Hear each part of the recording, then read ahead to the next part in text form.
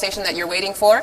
Welcome to the World Bank's panel on Disrupting Development. My name is Karishma Vaswani and I'm the BBC's Asia Business Correspondent. I'm also your moderator for this afternoon. For our audiences in Indonesia, selamat siang Bapak dan Ibu hadirin sekalian yang saya hormati. Good afternoon, ladies and gentlemen. And to all of our hundreds of viewers who are tuned into this discussion online from all over the world through live streaming in English, French, and Bahasa, welcome. To everyone online and in the audience here, I encourage you to share your comments with us throughout this session. There are two ways you can do this, either on our online platform, or the World Bank's online platform, I should clarify, at live.worldbank.org, or through Twitter, and you should be able to see that on your screen, the hashtag digitaldev, hashtag digitaldev. Now, right before we get started, I just want to get a show of hands while you're making your way to your seats. How many of you in the audience use a social media platform? I bet it's a lot more than that. Come on, be honest. Yeah, it's pretty much everybody in this room, right? So let me give you a statistic to show you just how much our lives currently depend on the digital economy. More than 1/5 of the world's population is now believed to be a member of one or more social media platforms. Just think about how much time you're wasting on Facebook, guys. In 2016, the global digital economy was worth $11.5 trillion. That's 15.5% of global GDP. In less than a decade, it's going to shoot up to 25%. But this digital future that I've just explained, which will have massive ramifications, not just for us, but the kinds of jobs that our children will be taking or trying to get access to employment in these sorts of industries, this is a digital future that is not guaranteed for all of us. Almost 4 billion people around the world, think about it, I've explained how important this digital economy is, but 4 billion people around the world, still don't have access to the internet. So how do we use these digital platforms to empower some of the most disadvantaged in society, but at the same time addressing the rights and the rights of privacy and security of the people who use these platforms? We'll have 2 parts to this event to discuss this issue. The first will be a high-level conversation between the World Bank's president and Alibaba's Jack Ma. The second will be a panel discussion with some of the brightest minds on this topic from around the world. Very soon, I'll be introducing you to the very first part of this discussion, but in the meantime, please do take your seats, get ready for the program, turn your phones off, and be prepared for what I'm sure, will be an extremely scintillating afternoon. I'll be back with you in just a moment.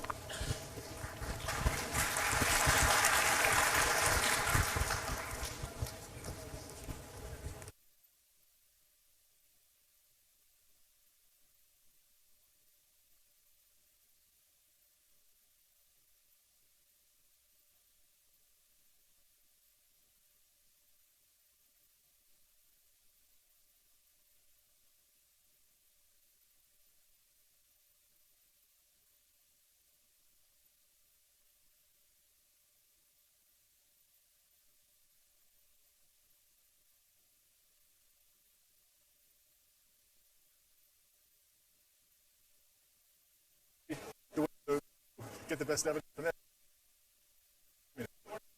They'll tell you. Ladies and gentlemen, please join me in welcoming 2 men who need no introduction, the World Bank's President Jim Kim and Alibaba's Jack Ma. Jack, you go first. Good to see you again. Great shirt. Great shirt. Oh, right here, okay. Go ahead, sir.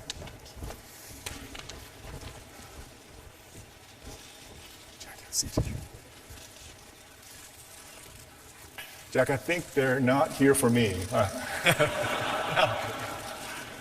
Well, thanks. We all come here for you. No. Thanks for coming. And thank you, everybody, for coming to what I think is going to be an extremely important discussion for so many reasons. But here's why I keep referring to Jack. We met 6 years ago. It was the first few months of taking over. And Alibaba was big, but it wasn't huge like it is right now. You were not a household word throughout the world. But then I began to ask my own team, if the Alibaba model is the path forward in development, are we building the right things in developing countries? And you've heard me say this. 25, 30 years ago, we had a debate in the World Bank about whether we should invest in telephone poles in India. And luckily, we didn't invest in telephone poles in India. But the question we keep asking is, are we doing the equivalent of investing in telephone poles in India? Do we have things in our portfolio that are just not going to be helpful for the future? So I've seen the tremendous work that you've done in what I would call democratizing access to capital, markets, marketing, procurement, even accounting. Last time I visited Hangzhou, you told me that your Alibaba clients can do their accounting online. So what do you think, Jack? You've now visited 7 countries in Africa. Can the Alibaba model of providing immediate access to cash to markets, can that work in places like Africa, other countries in South Asia? Because we're worried. We don't know that the traditional path of agriculture, light manufacturing, heavy industry, we don't know that path is open anymore. Yeah, thank you. I think absolutely, internet is designed for developing countries. 19 years ago, when I started Alibaba, I think what we've said, we should focus on helping small companies, when the USA e-commerce focused on big companies. And the USA internet e-commerce company, they focus on cut the cost for the big companies. What we believe is that we should help small business to make money on the internet. Because don't teach customer how to cut the cost. They know better than you do. But helping small business to make the money, that is the key. So when we started, we found in China there's no internet, the connection, there's no payment, no logistics, and the small business cannot raise the money. So in the past 19 years, we said if there's no infrastructure of the marketplaces, so we should help small business to reach the market. A small business normally can sell only in their own town. How can we sell their products to the capital, to the other cities, to the other countries? Second is how we can help small business using internet to reach the money. So that is why we have the Alipay. How can we help small business to reach logistics? They can deliver things quickly. So we help in building up a lot of logistic companies. And then how can we help small business to reach the training? So everything we do, we think by using internet to support small business. And when people say, China know this, know that, I think because of those this, know that leaves entrepreneurs like us the opportunity. So if there's no logistic, we build a logistic. If there's no financing system, let's build a financing system. But don't think you will succeed next year. You have to prepare for 10 years. Today, Alibaba to this size, not because we built it last year. 19 years.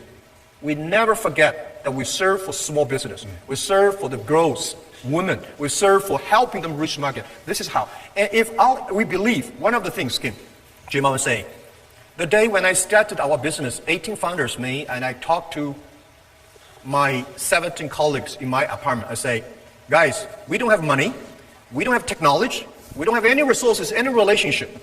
If Jack Ma and us, we can succeed, 70% of the people in the world, they can be successful.